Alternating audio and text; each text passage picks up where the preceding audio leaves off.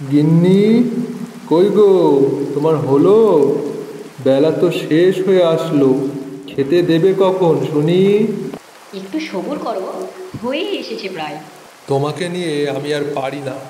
এত দেরি করো তুমি, তার বলার মতো না। আরে বাবা, রাগ করো না। পান্তা ভাত আর আলু মাখা দিয়ে খেয়ে যাও। আহা রত্না, এই বর্ষার দিনে কে পান্তা খায় বলো তো? হয়েছে হয়েছে, এখন আর কথা না বাড়িয়ে তাড়াতাড়ি করে খেয়ে নাও তো দেখি। কি সুন্দর বৃষ্টির দিনে খিচুড়ি আর ডিমের ঝোল হলে মনটা জুড়িয়ে যেত। তাহলে বাজারে গিয়ে ডাল আর ডিম নিয়ে আসো। যাও যাও, আমার বাজারের ব্যাগটা নিয়ে এসো তো দেখি। সে কি গো, না খেয়ে উঠে পড়লে দেখছি।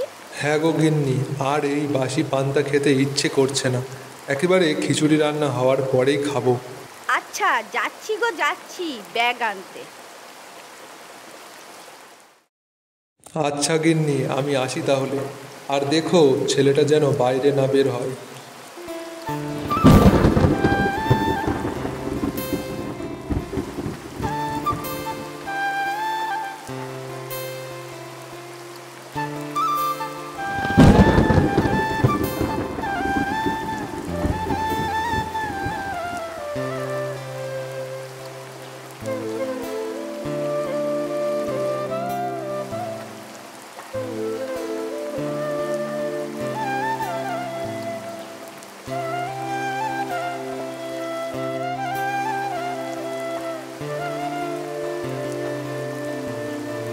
আরে কি ব্যাপার হারুদা যে? আর বলো না, এই বর্ষার দিনে গিন্নি আমাকে পান্তা ভাত আর আলু মাখা খেতে দিয়েছে। সে কি আর এখন খেতে ইচ্ছা করে?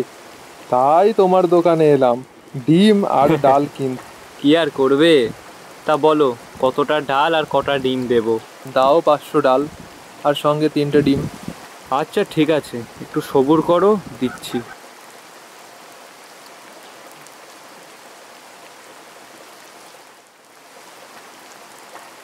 কিরে পুষ্কর, এই বৃষ্টির দিনে বাড়িতে বসে কি করছিস বলতো? আয় আয়, বৃষ্টিতে ভিজি, অনেক মজা হবে। না রে, বৃষ্টিতে ভিজলে যদি সর্দি লেগে যায়। আরে আয় না, কিছু হবে না। চল নদীর ধারে যাই। কোনো হাঁস বৃষ্টিতে উঠতে পারে না, সহজেই ধরতে পারবো। চল তাহলে, বলছিস যখন।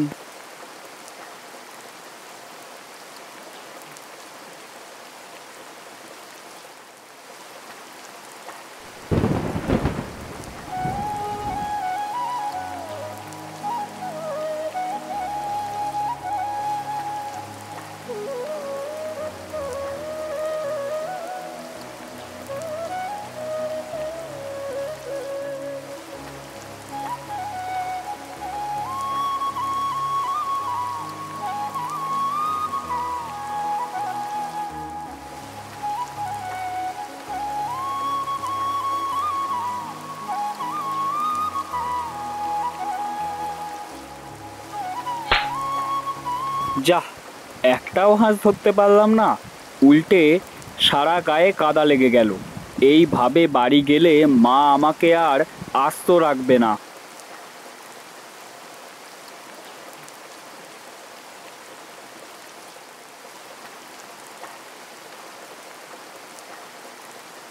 বদমাইশ ছেলে, এই বৃষ্টির মধ্যে কোথায় গিয়েছিলিস?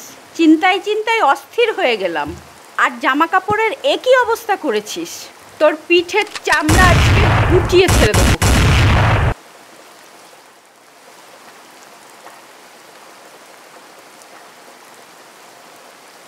এই নাও গিন্নি, তাড়াতাড়ি রান্না বসাও তো দেখি। এই তোমার আসার সময় হলো? আহ গিন্নি, কি সুন্দর গন্ধ বেরিয়েছে, তাড়াতাড়ি দাও, খিদে পেয়ে গেল তো।